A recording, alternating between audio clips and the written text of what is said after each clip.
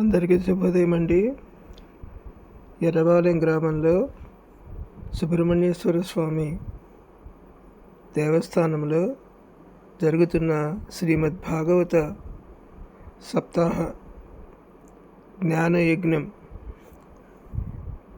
ఇంకా చివరి రోజుకు వచ్చిందండి. ఈ ప్రవచనాలు చక్కగా మీరందరూ కూడా విని కృష్ణ పరమాత్మ యొక్క ఆశీర్వచనములు పొందండి. Thank you very much for watching my video. Thank you.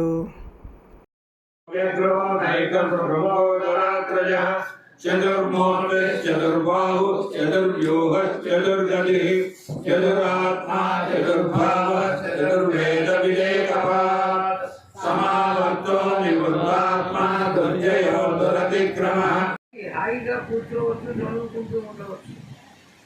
ఆ వెనుక అన్ని పొలాలు ఉన్నాయి, చల్లగా ఉంటుంది కదా అని పొలం గట్ల మీద నడుచుకుంటూ వెళ్ళి ఒక చోట కూర్చున్నాం.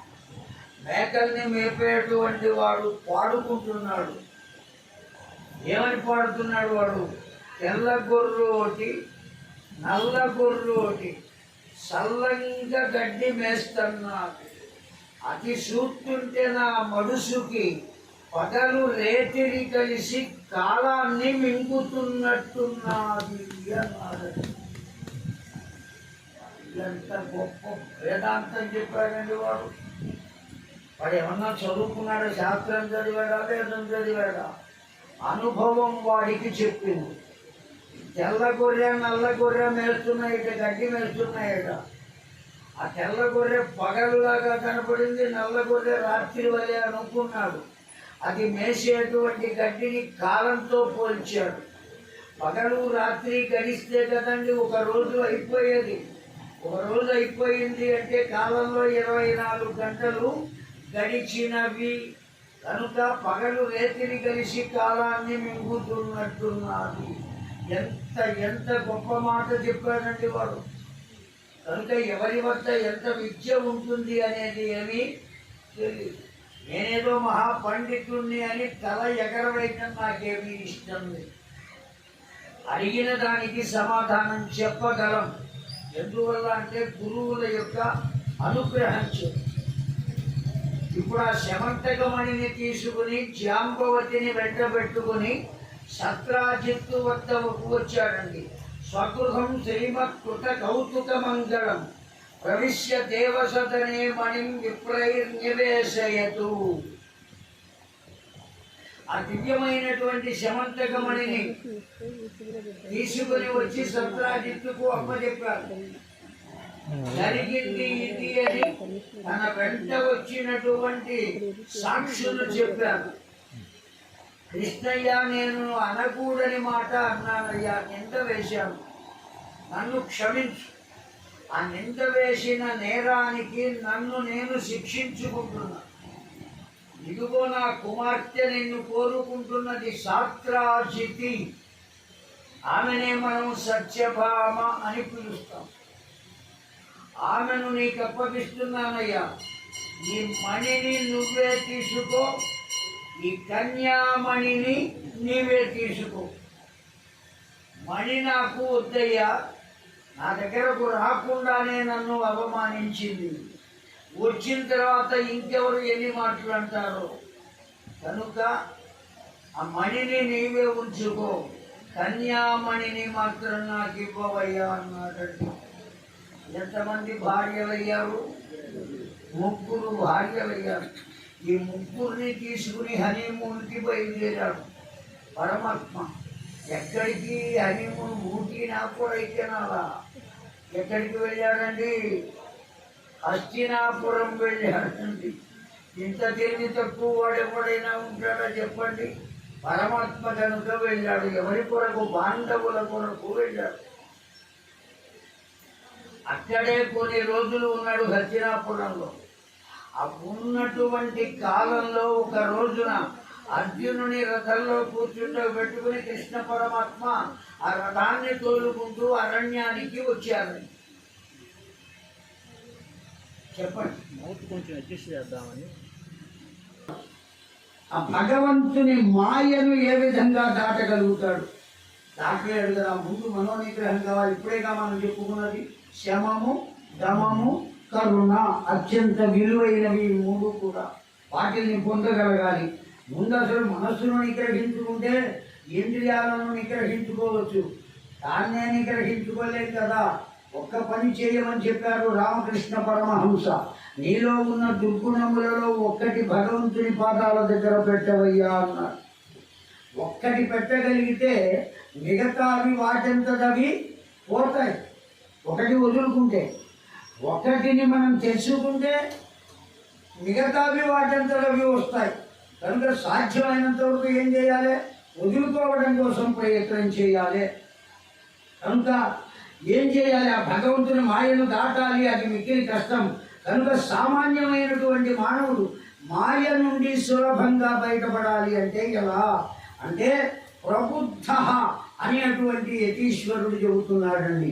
ఏమని చెబుతున్నాడు? కర్మణ్యారభమాణానం దుఃఖగచ్చై సుఖాయ చ పశ్యేత్ పాక విపర్యాసం మిథునీచార్యం నృణాం.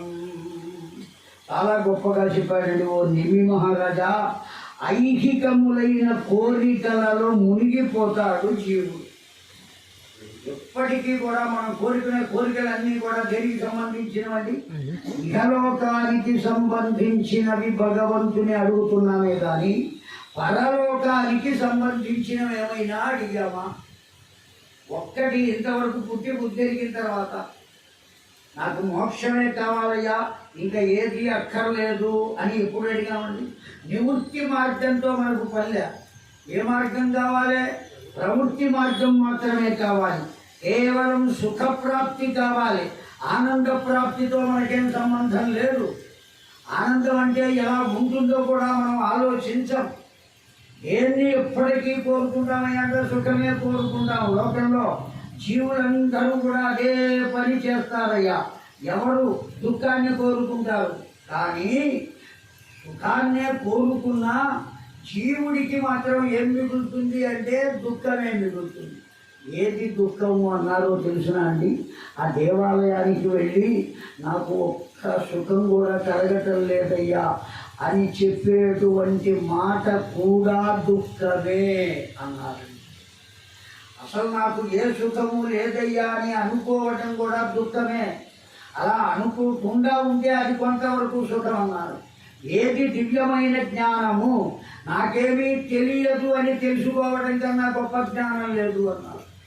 నేను నాకన్నా గొప్పవాడు లేడయ్యా అనుకునేవాడు కన్నా అజ్ఞాని ఇంకొకడు లేడు. కనుక నాకు అన్నీ తెలుసయ్యా అని అనుకున్నాడు అంటే అతడు ఏ స్థితిలో ఉన్నాడు? అజ్ఞాన స్థితిలో ఉన్నాడు తప్ప జ్ఞానం కాదు. ఎంతకాలం ఎన్ని చదివితే మనకు ఎన్ని విషయాలు తెలుస్తాయండి. వివేకానందుడు లైబ్రరీకి వెళ్ళి ఉదయం కూర్చుని రాత్రి 9 గంటలకు వెళుతున్నట. అప్పటికి కూడా ఎందుకు వెళుతున్నాడు? ఆ లైబ్రరీని అడిగాడు, మేము తాళాలు వేసుకోవాలయ్యా, ఇంటికి పోవాలి, కుదరదు, వెళ్ళవలసింది అన్నాడు. సరే అన్నాడు. ఆ పుస్తకం మూసేశాడు. అప్పటి నుంచి పొద్దు నుంచి చదువుతూనే ఉన్నాడు.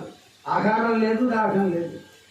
వెళ్ళిపోతుంటే పుస్తకంలో మీ అభిప్రాయం రాయాలి అని ఓ పుస్తకం అక్కడ పెట్టాడు.